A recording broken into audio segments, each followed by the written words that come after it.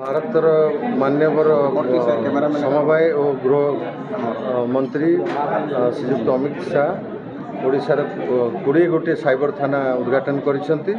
आमर गजपति जिलार पारलाखेमुंडी गोटे साइबर और इकोनॉमिक ऑफेंस पुलिस स्टेशन आज उद्घाटित होइछि। मो या द्वारा समस्त को कहवाक चाहिए आपण माध्यम रे जे आमे जेमती साइबर क्राइम को जो हिसाब रे आमे तदंत करूथुलु ताठारु तार आहुरी बेग बहुत बढ़ीजिव एवं बहु भलरे साइबर क्राइम गुड़ी को आम तदंत करूँ। डेडिकेटेड पुलिस स्टेशन आम पाखे नथिला किंतु आज ठारू यही थाना फंक्शन कला।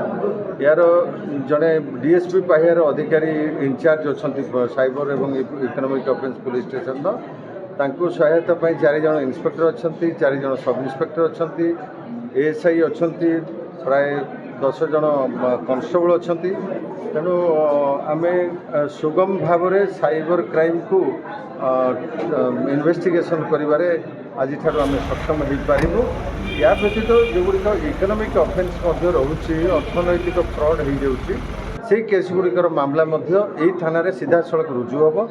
तेणु मु जनसाधारण को जनवाक चाहिए जो मैंने साइबर क्राइम रे कौन शिकार हो जाती से मैंने आउ कौन जिलार अन्य थाना को न जाई सीधा सड़क साइबर पुलिस स्टेशन को आसीपारे एवं निजर अभियोग दाखल करें। सर जिले में गोटे मात्र ना जिला ये गोटे साइबर क्राइम एवं इकोनॉमिक ऑफेंस पुलिस स्टेशन करा जार जुरिडिक्शन रखा एंटायर गजपति जिला।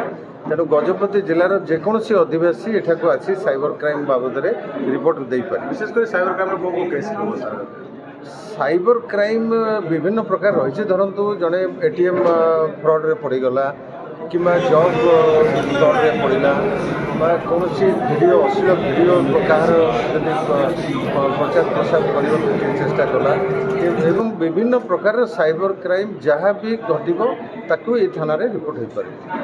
धन्यवाद।